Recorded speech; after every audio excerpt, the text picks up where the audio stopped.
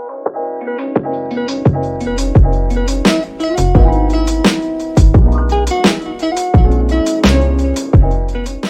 exploits of the great Arsenal teams that terrorized England in the late 90s and early 2000s is pretty well documented at this point. Heck, even I've made a video on it on my channel. At the time, this team was the perfect combination of raw physicality and sublime technique. It didn't really matter whether they were in possession of the ball or not. These guys simply wouldn't give their opposition a break. And while many may point towards the likes of Thierry Henry and Dennis Bergkamp as the poster boys of this incredible team, perhaps no other player embodied just what this team was all about like Patrick Vieira.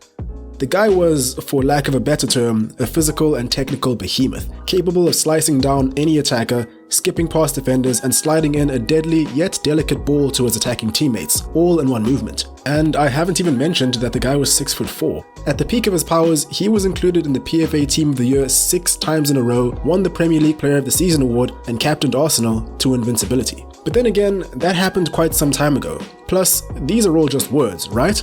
They mean very little without any substance or context. Bearing that in mind, how good was Patrick Vieira really?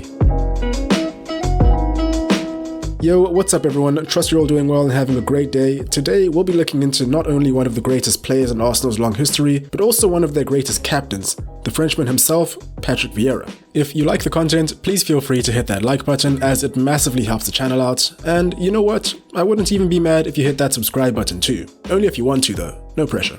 Anyway, let's jump straight in.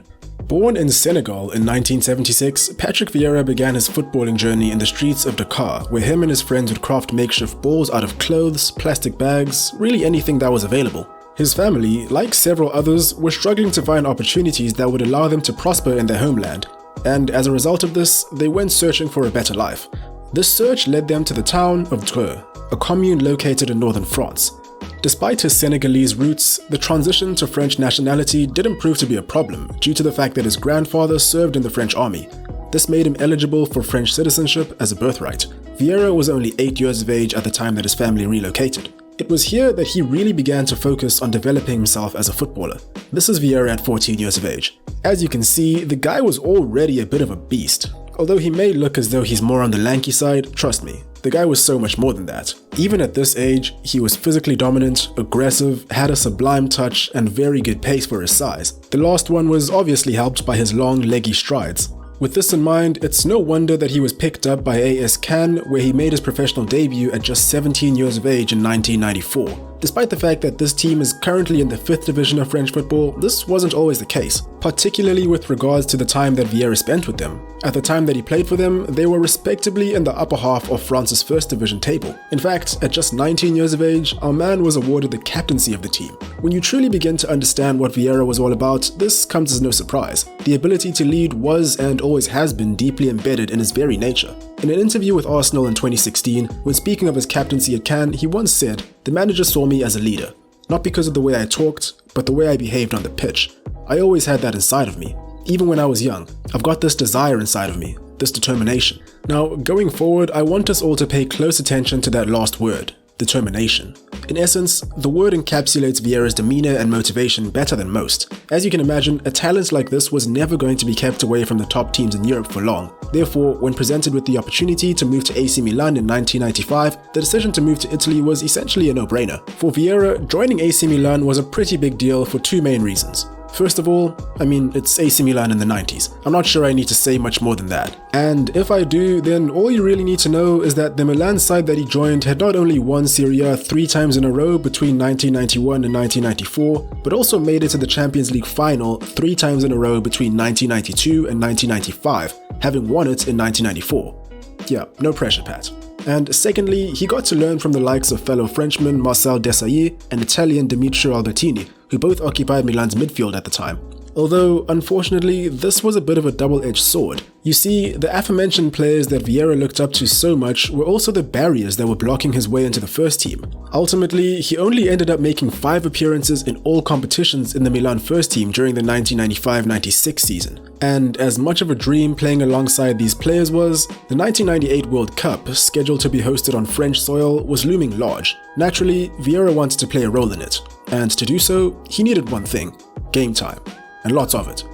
Coincidentally, another Frenchman was just about to take the Premier League by storm, and Vieira was very high on his shopping list. Now, Patrick Vieira's desire to leave AC Milan only one season after joining them in 1996 was pretty widely publicized. So much so that Ajax, the team that beat Milan in the Champions League final one season prior, were reportedly in advanced talks with the player. That was until Arsene Wenger convinced Vieira to snub them and join him at Arsenal for £3.5 million as one of his first official signings for the club. A transfer that certainly raised a few eyebrows. Remember, this was 1996. Unlike today, £3.5 million for a player was a rather large sum of money back then, especially for a 20-year-old Frenchman. Another thing that you have to remember is that foreign players had only just started making their way into the Premier League en masse. In other words, Vieira had it all to prove.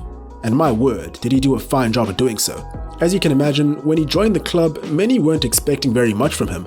But after a few games, the fans quickly began to realize that this man was the real deal. To give you a little bit of context, at the time that Vieira joined, Arsenal were in a little bit of a rut. Having last won the league in 1991, their midfield was in dire need of some renovations.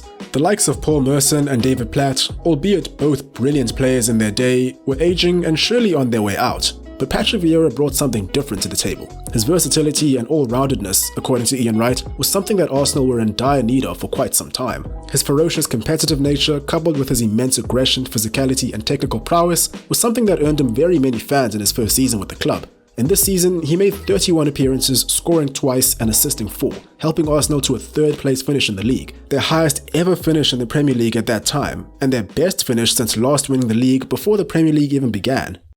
Despite this, as well as Arsenal's overall improvement, the team still had a few problems.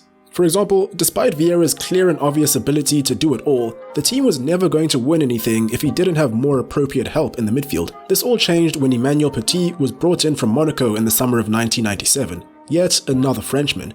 You may be sensing a pattern here. With the addition of Petit, Vieira was given more freedom to burst forward unapologetically throughout the match, all while putting in an insane defensive shift too. As a result of that, in combination with the addition of Marc Overmars and a very talented and motivated squad, Arsenal went on to lift their first ever Premier League title in the 1997-98 season. Not only that, but they also completed a double, which saw them win the FA Cup too, and Vieira personally made 33 appearances, scoring 2 and assisting 4 in the league. So I guess I'll get this out of the way now rather than later.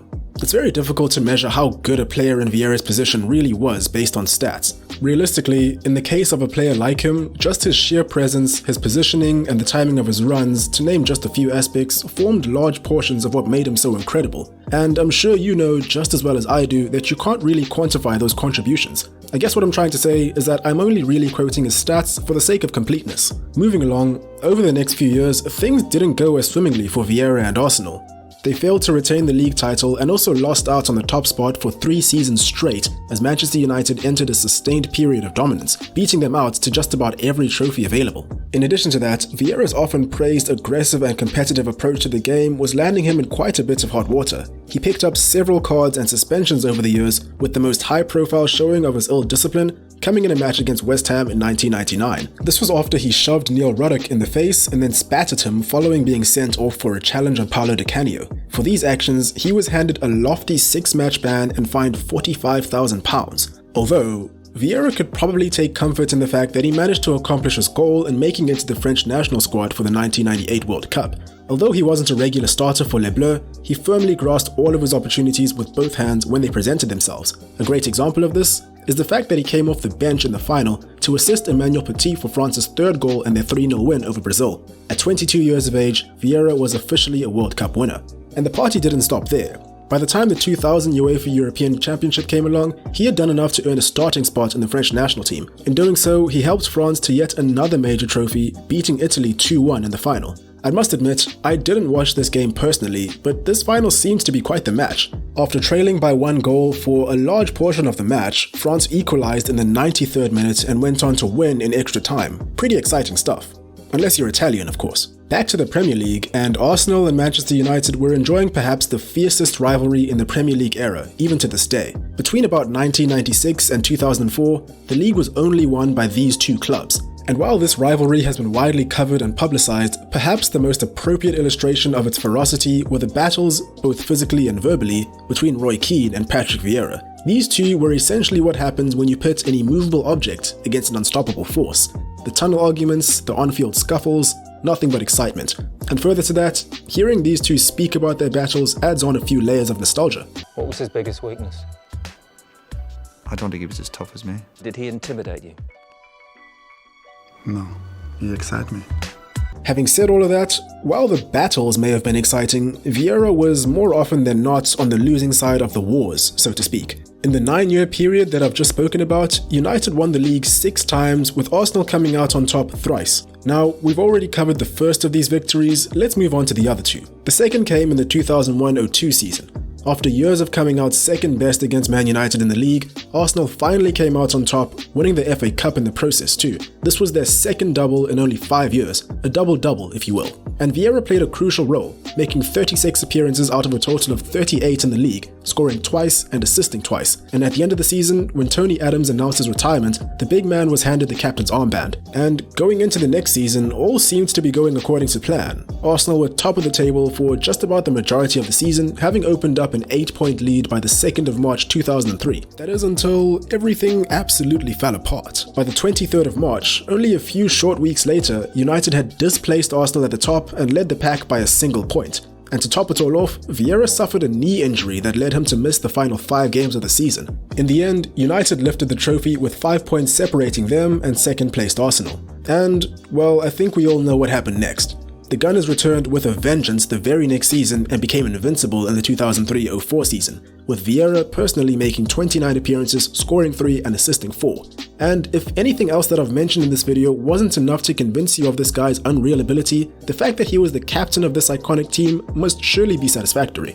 Despite several rumours that he might leave Arsenal following this incredible season, Vieira chose to stay in North London in a push to finally retain the Premier League title, something that Arsenal had failed to do up until this point. However, with Chelsea ruining everyone's party, this just wasn't meant to be. And with the acquisition of Cesc Fabregas from Barcelona's youth academy, Arsene Wenger was seemingly ready to phase Patrick Vieira out of the team and introduce a new dynamic style of play. In doing so, the end of his Arsenal career was rather poetic. Arsenal had made it to the 2005 FA Cup final and were matched up against Manchester United. After 120 minutes without a goal for either side, penalties loomed large. And with his final kick of a ball for Arsenal Football Club, Patrick Vieira scored the winning penalty to help Arsenal to their 10th FA Cup victory.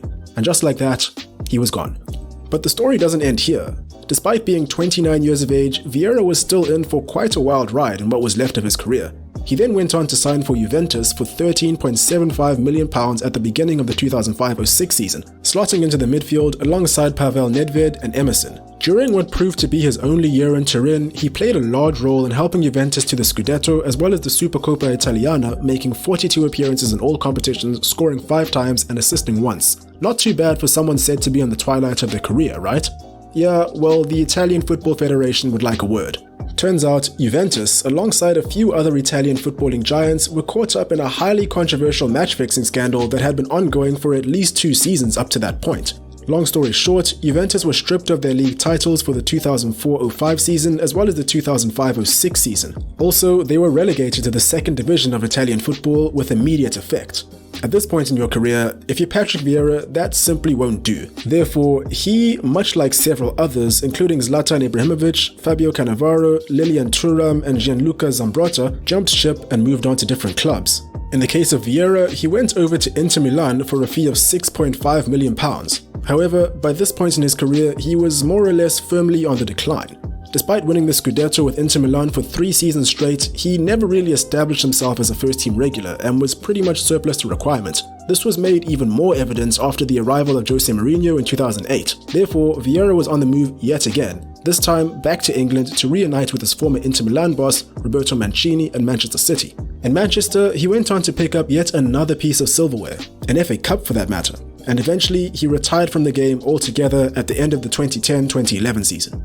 Okay, so what do we have to say about Patrick Vieira? Well, if you ask me, clearly I have quite a bit to say, as evidenced by the video so far. The guy was an animal. I personally had the pleasure of watching him play during the peak of his powers in the early 2000s, and he was 100% as impressive as everyone says he was when they speak about him, probably even more so. Like I've already mentioned in the video, his ability to more or less do everything on the pitch was second to none in my opinion. And taking into consideration his lanky build and sheer size, this is all the more incredible. Simply put, Patrick Vieira was nothing other than a physical and technical beast. And there we have it. I'd be very interested to hear what you all think about Patrick Vieira. Where do you think he ranks? Firstly, with regards to the captains that Arsenal have had in the Premier League era, as well as with regards to the individuals that made up the Invincibles. Feel free to comment your thoughts below. If you made it this far, oh, hang on, you dropped this. There you go, stop dropping that, man. Thanks so much for watching, I really do appreciate it. And again, if you like the content, I'd highly appreciate it if you hit that like button, and if you like this kind of content, why not consider hitting that subscribe button and maybe even that notification bell, but of course no pressure. Anyway, that's all from me, wishing you all a great day further, cheers, and I'll catch you in the next one.